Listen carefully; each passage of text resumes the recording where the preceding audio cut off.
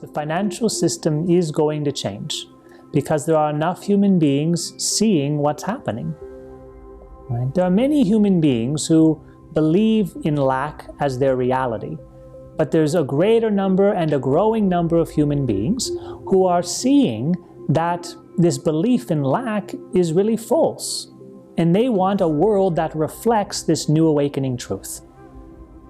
We are on the edge of a great awakening. A great awakening. We're going to see all the areas of human society change. We're waking up to realize what is truly valuable. And that's our human expression. That's our creativity. That's our freedom, our free will. We're learning that we are energetic beings and we shape the world. The financial system is outdated. It is outdated. Even, dear ones, if you look at the world, you will see that there have been many, many financial systems. And the one we're having right now with credit and debt and all of this, it's only, dear one, less than a century old. It's a very new system. And we're seeing very quickly how poorly it was constructed. You see, the financial system, some people believe, well, this is what we've been doing for thousands of years. But it's really not. It's only happened in about the last 100, right? Getting rid of gold and silver to be the monetary system, right? Believing in ones and zeros and whatever these private companies say, right? It's really, dear one, just a very short system, and because it was so imbalanced when it was created, that it's not going to be able to last very long in time. The human world is going to go back to, call it the gold standard, but also the silver standard. It's going to have both because there are still countries living with a division of wealth, with poverty, first world, second world, and third world countries, and so on. Right? Because, dear one, this electronic system, it doesn't exist. It's made up. It's in the minds of mankind. Right? It's not real. It was a trick. It was a trap. It was a big con game, you could say.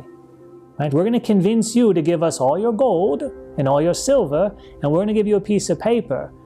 But you can never give us the paper back and get your gold and silver back. Right? It was a big trick, a big trap.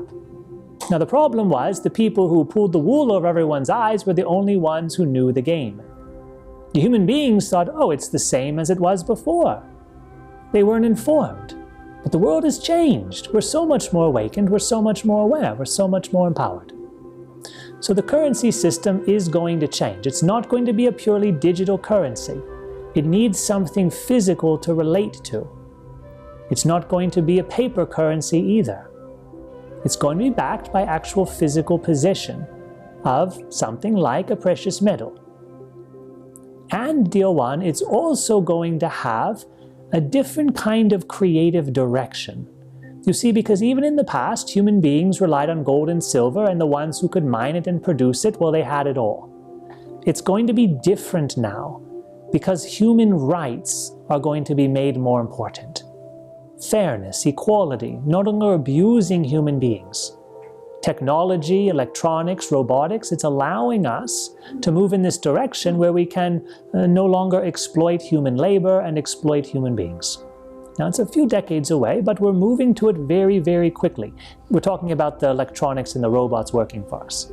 Right? The financial system is going to change a lot sooner than that. So what we see in the future, dear one, is a system in which people are allowed to create and support in their creations because it's a good idea.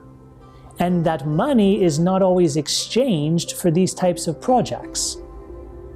You see, human beings are going to agree to create things because they know it's going to help mankind.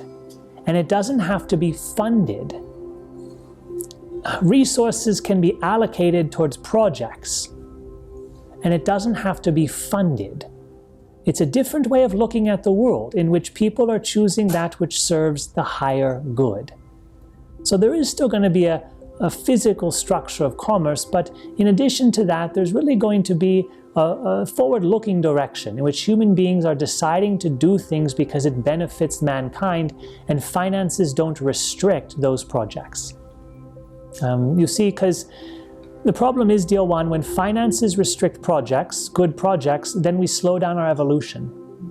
right? Because who's going to pay for it? Oh, we have to talk about it. Oh, we have to decide. You don't want to give up your money because you don't think it's good? Well, will someone else give up their money because they think it's good?